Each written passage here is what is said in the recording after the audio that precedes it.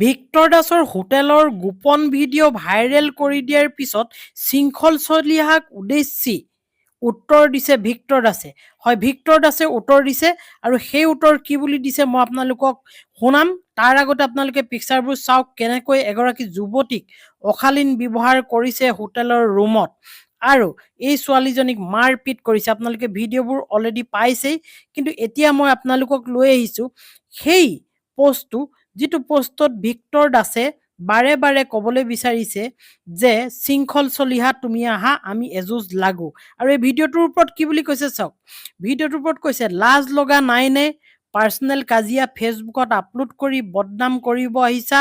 বীৰ নহয় মেকুৰী বুলিহে ক'লো, হা হা হা, শ্বেয়াৰ কৰি দিছোঁ নিজেই। ইয়াক নাটক, হাঁহি উঠা কথা, ব্লেকমেইলিং স্বভাৱ যোৱা নাই, বিক্ৰী যোৱা বুলি কোৱা বাবে গাত লাগিল কেলা তোৰ, মতাৰ দৰে কাম কৰিব লাগিছিল, ব্লেকমেইলিং নহয়, এনেকৈ পেঞ্চিল শৃংখল চলিহা বুলি তেওঁ অভিহিত কৰিছে কোনে? ভিক্টৰ দাসে। আৰু ভিক্টৰ দাসক এতিয়া দেখা গৈছে যে ভিক্টৰ দাসে উপৰি জুপৰি ইটোৰ পিছত সিটো ফেচবুক পোষ্ট কৰিবলৈ ধৰিছে শৃংখল চলিহাৰ বিৰুদ্ধে।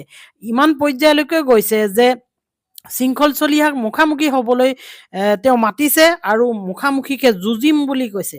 কাৰণ শৃংখল চলিহাক কৈছে যে তুমি পেঞ্চিলডালৰ দৰে, মোৰ নিচিনা শকত আবদ নহয়, তোমাৰ গাৰ ওপৰত মই যদি পৰি দিওঁ এক মহলাৰ ওপৰৰ পৰা, তই চিটিকি যাবি, এনেকুৱা ধৰণৰ তৰল মন্তব্য প্ৰকাশ কৰি আছে বৰ্তমান সময়ত ভিক্টৰ দাসে। কিন্তু ভিক্টৰ দাসে এই পষ্টটোৰ দ্বাৰা ক'ব বিচাৰিছে যে এই ছোৱালীজনী মোৰ ঘৰৰ ছোৱালী। কিন্তু ঘৰৰ ছোৱালী হ'লেও মহিলাক জানো এনেকৈ কেমেৰাৰ সন্মুখত অত্যাচাৰ কৰিব লাগে? তেওঁৰ পৰিবাৰেই হওক বা যিয়ে নহওক, তেওঁ ঘৰৰ ছোৱালী হ'লেও এনেকৈ মহিলাক জানো অত্যাচাৰ কৰাটো যুক্তিসংগত হয়? এনেকৈ মহিলাক মাৰপিট কৰাটো যুক্তিসংগত হয়? এই কথাটো ভিক্টৰ দাসে কিন্তু লাইভত আহি এতিয়ালৈকে তেনেধৰণে কোৱা নাই, কিন্তু পোষ্টত কৈছে যে মোৰ ঘৰৰ কাজিয়া ফেচবুকত কিয় দিছ তই? এনেকৈ বেয়া বেয়া শব্দৰে শৃংখল চলিহাক আচলতে উত্তেজিত কৰাৰ চিন্তাত আছে আৰু তেনেকুৱা ধৰণৰ কথাবোৰ কৈছে। বাৰে বাৰে লাইভ আহিছে ফেচবুকত আৰু বাৰে বাৰে এনেকৈ পোষ্ট কৰিছে। আৰু এটা পোষ্ট কৰিছে যিটো পোষ্টত কৈছে যে আহা মুখামুখি হৈ দিওঁ, আমি এবাৰ মুখামুখি হৈ চাওঁ কোন জিকে কোন হাৰে।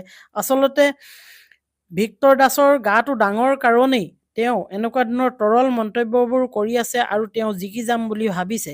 আচলতে আমি নাভাবোঁ যে গাটো ডাঙৰ হ'ল বুলিয়েই কাৰোবাৰ যে মগজুত কিবা ডাঙৰ কিবা মগজু আছে, এইটো কথা নহয়। গতিকে অনাগত সময়ত দেখা যাব শৃংখল চলিহা আৰু এই ভিক্টৰ দাসৰ যিখন যুদ্ধ চলি আছে, এই যুদ্ধখন কিমান দিনলৈ চলে। কিন্তু বৰ্তমান সময়ত শৃংখল চলিহাই বহুত এটা বিতৰ্কিত পোষ্ট আগবঢ়াই দিলে, যিটো পোষ্টত ভিক্টৰ দাসে লাজ পাব লাগিছিল, তাত লাজ পোৱা নাই।